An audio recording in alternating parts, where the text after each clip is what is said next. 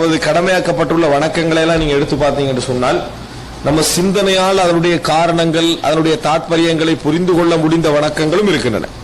சிந்தனையால நம்மளால புரிந்து கொள்ள முடிந்த வணக்கங்களும் இருக்கின்றன. ஜக்காத் ஒரு வணக்கம் எங்களுக்கு.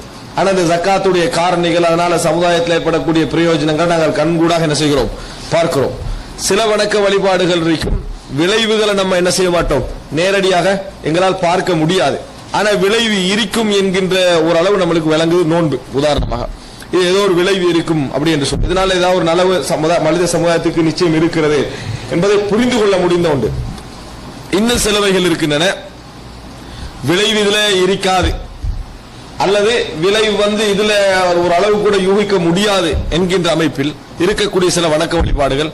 இன்னும் சொல்ல போனால் நமது சிந்தனை ரீதியாக அதை எடுத்துக்கொண்டீங்க என்று சொன்னால் அந்த வணக்க வழிபாடுகளுக்கு நமது சிந்தனை எந்த வகையில் என்ன செய்யாது, ஒத்து வராது. நமது சிந்தனை போக்கு எந்த வகையில ஒத்து வராது.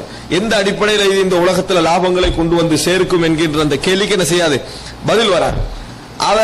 அவைகளை எடுத்து பார்த்தீங்கன்னா கூடுதலா ஹஜ்ஜில தான் என்ன செய்யும், அது இருக்கும். நம்ம தவாஃப் செய்வோம், ஹஜர் அஸ்வதை முத்தமிடுவோம், சை செய்வோம். அதுபோல அதாவது முடிய என்ன செய்வோம், ஒரு இடத்துல முடிய வெட்டாம இருக்கிறது இபாதத்து, இன்னொரு இடத்துல முடிய வெட்டுறது இபாதத்து. அப்படித்தான் இஹ்ராம் அணிஞ்ச உடனேயே முடிய என்ன செய்யக்கூடாது, வெட்டக்கூடாது. எதுவரைக்கும் அந்த மற்ற 3 வேலைகள் முடிகின்ற வரைக்கும் வெட்டக்கூடாது.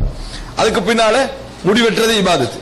முடிய வெட்டாம வைக்கிறது ஒரு நேரம் இபாதத்து, அதுக்கு பின்னால முடிய வெட்டுறது ஒரு இடத்துல இபாதத்து.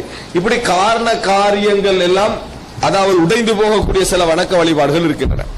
இவைகள் எல்லாம் நீங்க எப்படி புரிஞ்சுக்கணும்னு சொன்னால், இபாதத்து செய்வதுடைய நோக்கம் இதோட நீங்க ஹஜ் செஞ்சீங்கன்னா தான் உங்களோட மனநிலை என்ன செய்யும், அதுல இபாதத்தை சரியா புரிஞ்ச மாதிரி இருக்கும். எப்பொழுது இபாதத்துடைய நோக்கம் என்ன, நான் இறைவனுக்கு அடிமை என்பதை வெளிப்படுத்துவது.